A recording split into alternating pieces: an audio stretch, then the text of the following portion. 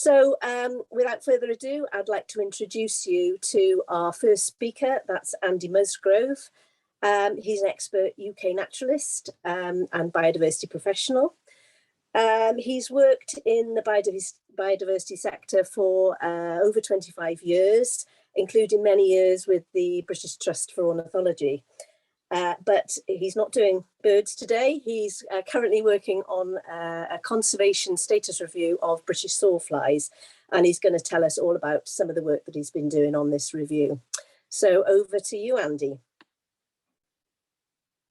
That's great. Can everybody hear me? Can anybody hear me? Yes. Yep. That's good. Right, let's try and share this screen. Okay, and hopefully you can see a lovely critter on your screens now. Okay, yeah, so good morning. Thanks for the invite to talk to this conference. That's great. As Alison says, yes, I'm Andy Musgrove. Many of you will maybe think, wasn't it something to do with birds? Yes, I was for many years, but I've undergone a metamorphosis into an insect surveyor and entomologist these days. So I'm going to talk to you a little bit about sawflies. The talk's going to cover, first of all, a bit about what sawflies are, and then talk a bit about how we look at their conservation status, which is a project I've been working on.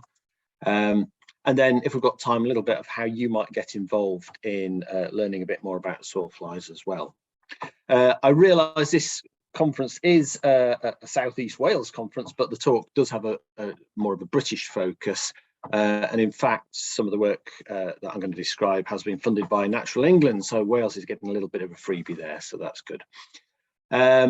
You'll note that each picture of a sawfly that I put up, I'll put the scientific name at the bottom. I'm afraid most sawflies don't yet have recognised English names. I may mangle the pronunciation of scientific names, but that's fine. Nobody really knows how they're pronounced anyway. So. Okay, so let's get going. So let me work out how to do the screen. There we are. So what are sawflies? First important lesson is sawflies aren't flies. Sawflies are Hymenoptera. They're related to the wasps and bees, and we can see that through this pin specimen here. It's got 4 wings. All flies have 2 wings, and the bees and wasps and indeed sawflies have 4 wings. They also have quite long antennae that are clearly multi-segmented. You can't see it here, but they've also got biting jaws, which they will try and give you a bit of a nibble with if you put them in hold them in your fingers. And in contrast to the other wasps and bees, we can see here one of the main features of sawflies is that their abdomen is very broadly connected to the thorax, so there's no constricted waist where you would normally see that with a wasp. One of the other key things, often you can't see that feature of the constricted waist in the field or often on a photo. One of the other key features of sawflies is most of them actually have 9 segments in the antennae. So I'll just zoom in a bit there. There's 2 little ones at the base and then 7 more. So about 80% of the sawflies have 9 segments, and that's quite a useful thing if you're looking at a photo and you're not quite sure whether it might be a sawfly or not. Always count the antennal segments, or at least have a look at how many there are. Often when people send me photos and say, is this a sawfly? Well, either it is, or if they're wrong, usually what it is, it's an ichneumon wasp, an ichneummonid wasp. There are lots and lots of species of ichneummonid wasps, parasitic wasps. They have these narrow waists, and here's another good example. They've got lots and lots of segments in the antennae generally too many to easily count. So if you start counting the segments in the antennae and there's too many, it's not a sawfly. Flies aren't flies, but the females do have a saw. But here's the important thing, you usually can't see it very well. So this sawfly here is using its saw on the edge of a birch leaf to cut a slot to put its eggs into the leaf. But you can't really see the saw, can you? The saw's relatively small and hidden. I think another reason people get confused with ichneumonids is because they often see these great big things sticking out the back and think, oh, is that a saw? And no, it isn't. Sawflies generally don't have a great big ovipositor like that. If you do dissect the sawfly, and this is what the saw looks like, and indeed it does look very much like a saw. It's got these little teeth for cutting. So that's the adult sawflies. The larvae are often easy to record, often easier to identify, in fact, than the adults. And they look basically like caterpillars rather than the sort of rather featureless grubs of most bees and wasps. Most of them are very food plant specific. So this one here is on rowan, for example. Some of the sawfly larvae feed in a solitary manner like this. Others are very gregarious. So here, the Dippery and Piney here on pine trees, lots and lots of them clustered together. Some of the common ones you'll get in your garden roses, they often feed in quite a gregarious manner as well. Most of the sawflies feed externally on plants. They're all plant feeders, but a few of them do make leaf mines, and quite diagnostic shaped leaf mines often. Heteroarthros vagans here in older leaves makes these little discs, and quite a few of the sawflies will make galls, particularly in willows and sallows, and that's quite a big complicated subject which you won't talk about more here, but these can often be quite easy to see on willows. So how many sawflies are there? There's about 550 species of sawfly in Britain. This is what we understand at the moment as the way they're related. Don't worry too much about this, but one of the facts that seems to be the case is that there's one bunch of sawflies that are all fully related to each other. They're what we call monophyletic. They have a common ancestor. And then there's another little group here, the Cericidae and Cephidae and so on, that are somewhat more distantly related and are more closely related to the other wasps. But we tend to still use this term sawfly. It's a well recognised term.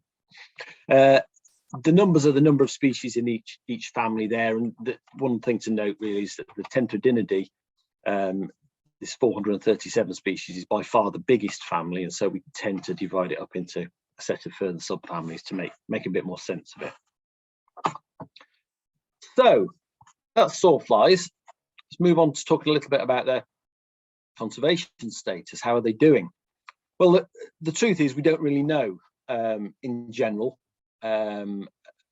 which is true for quite a lot of insects, but you know, there are about 550 of these species, about the same number as are of the aculeate wasps and bees and ants, but we don't really know very much about them at all.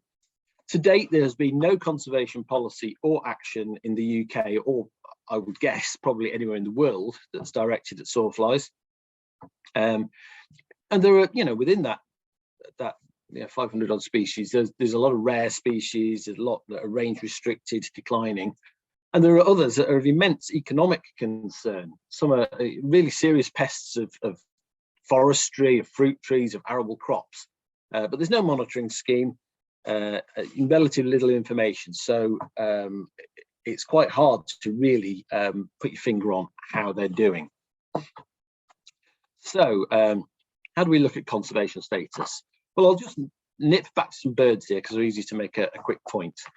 There's really two ways to describe conservation status of wildlife. So if we take the examples here, marsh harrier, its official red list status at the moment in Britain is of least concern, whereas the swift is endangered.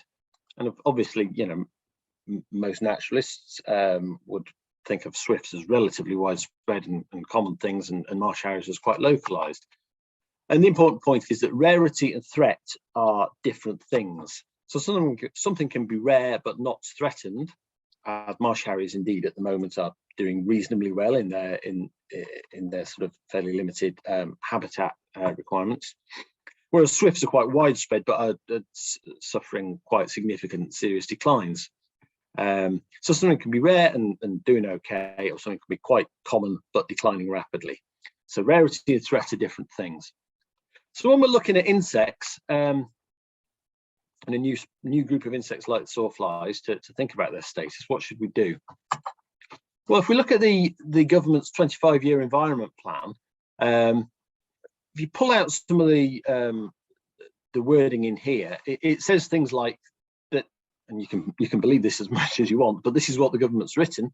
That the aim is to take action to recover threatened species, or to prevent losses of threatened species, or improve the status of declining species, which equates to threatened species. So it's really talking more about threat than rarity. So if we want to plug into conservation policy, we really need to be looking at threat. Now, the internationally recognised way to measure threat and describe threat has been developed over the years by the IUCN, the International Union for the Conservation of Nature. And there are a set of guidelines, and they're quite complex and quite voluminous, really, that are published that tell you how to do this. And you can assign each species to a particular threat status and collate them into a so-called red list. Red lists were originally designed to be used at a global level to describe the global threat of extinction of any species, but the concept has been developed further so you can use them now at regional and national levels. So that's kind of what we're looking at here. Now, the way you define the status, the categories, if you like, is strictly defined, which is really important to ensure traceability and comparability, repeatability, and so on.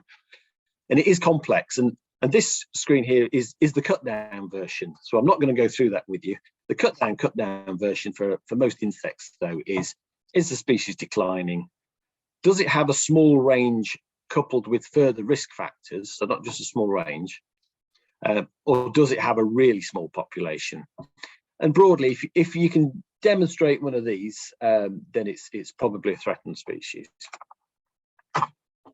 And quite a lot of insects, invertebrates, have been put through this process now, about 7,000 species. It's probably a bit more now.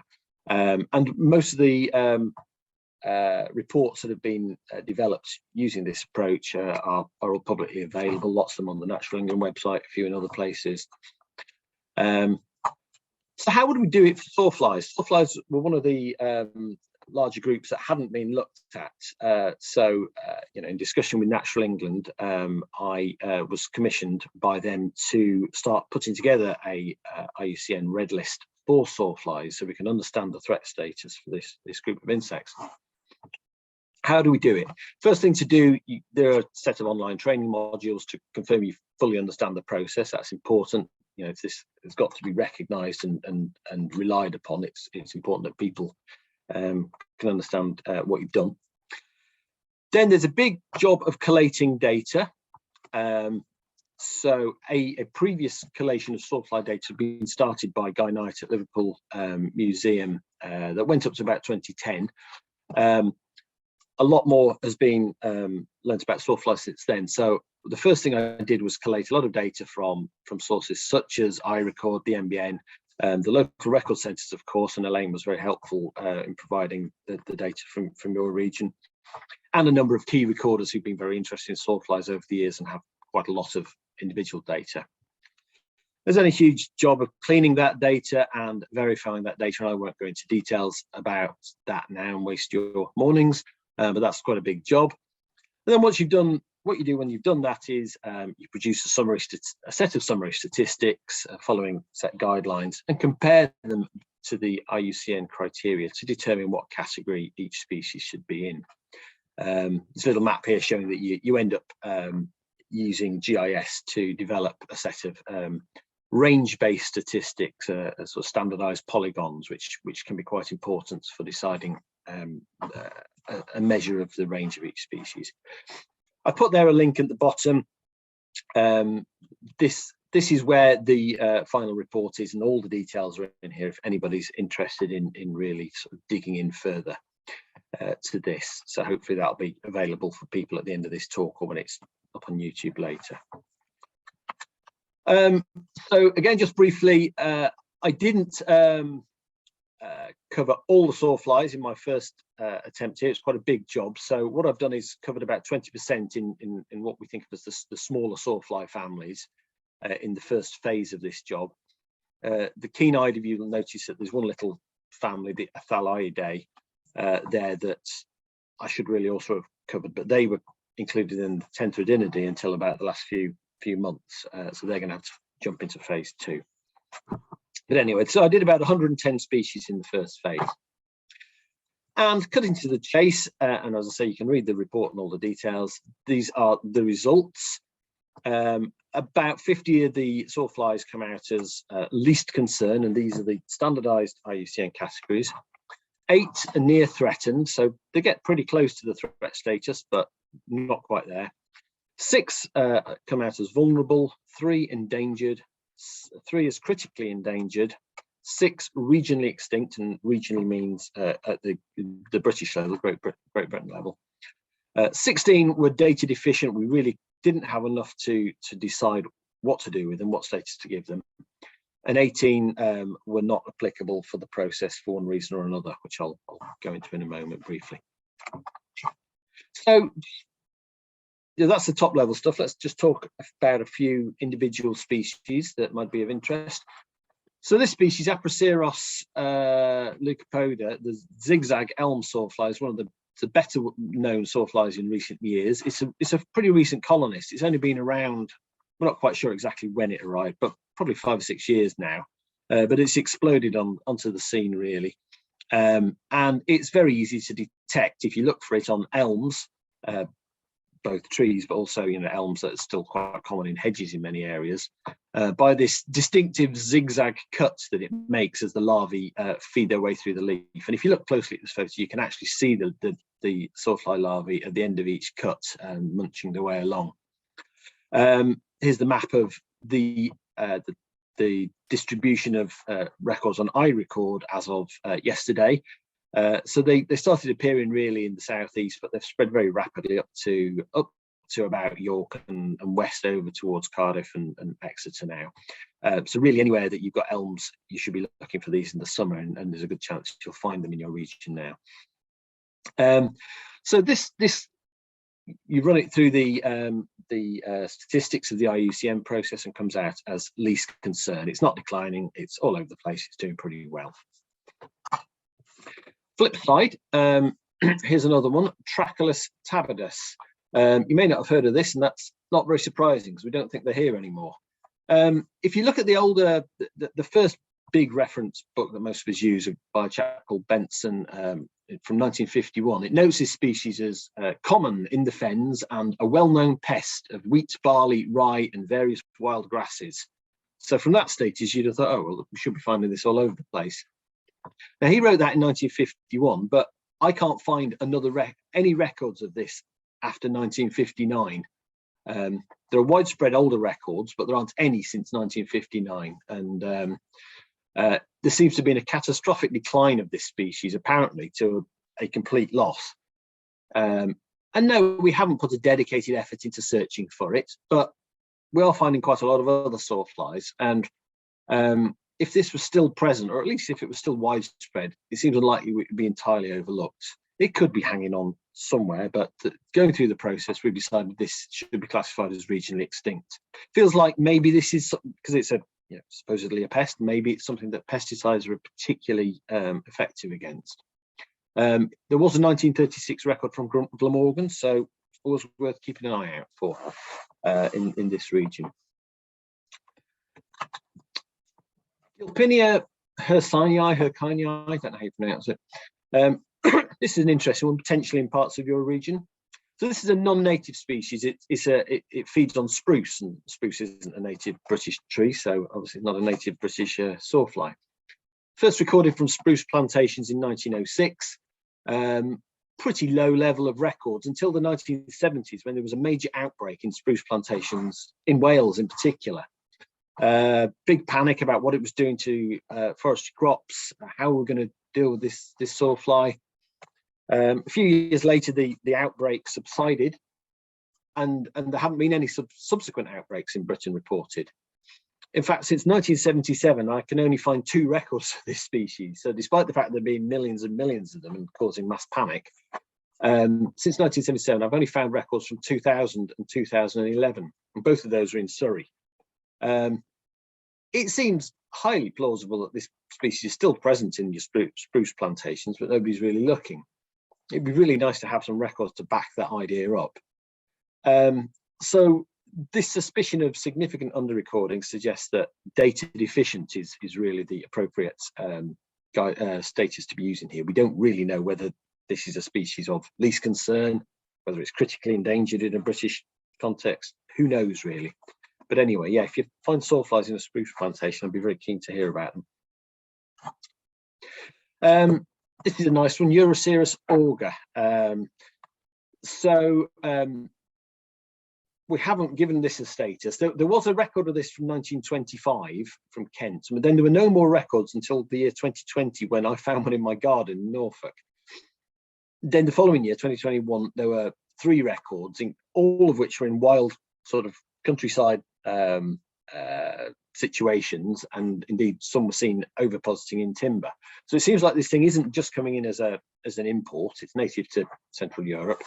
But it is actually at large in the countryside, but it's only been around a couple of years really so far, and so we don't have enough years of data really to do the IUCN assessment on yet. So currently it gets the status not applicable, and if we redo the status in 5 or 10 years time, well, hopefully we'll know a bit more about this one. We certainly want to be on the lookout for. Many of you may have seen Euroceras gigas, the big horntail. This is a slightly smaller version, and it has a yellower head. It doesn't have the big black mark on the back of the head that gigas has. We've got 5 minutes, Andy. Great, thank you. So, as I say, so that's looking at threat status. There is also rarity status, and this is still widely used for a lot of British insects, in large part because it's a much easier thing to work out.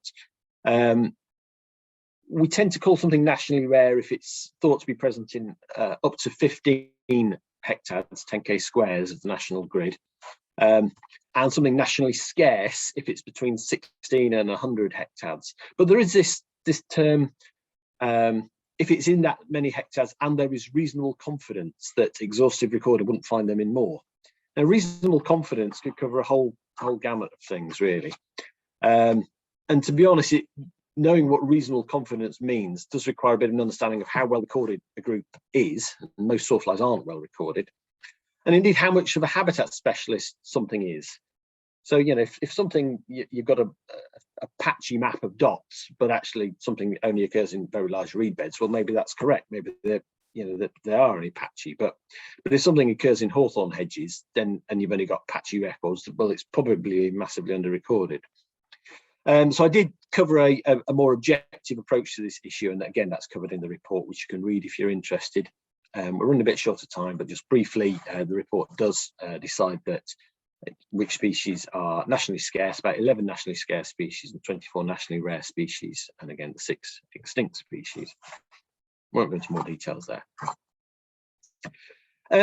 Just touching on Southeast Wales, your region, you might be interested. This was the sort of density of records I received for the review I've done, and the number of species, and these are per 10k square in the UK. You can see that your region, you know, comes out pretty well in terms of data density compared to most tree and indeed numbers of species. This is relative. The number of records of sawflies still is pretty low. I was dealing with about 20,000 records for the review, which out of 100 species, that's about 200 per species. So it's not a lot of data points to be playing with. So we always need more recorders. Oh, Ars rustica here. I thought I'd just throw this one in. This is quite a localized thing. I think it's nationally scarce. And of the 30 odd records that I found for this, 5 of them were in Glamorgan. So this is maybe hint that this is one of the species that could be a bit of a speciality for your area. Phase 2 is coming up next. So I'm covering more of the sawflies from the large family Tenthredinidae, about half of them this year. In fact, I'm working on that now. So that's what I'm doing next. And they're the species I'm looking at. I won't go into detail.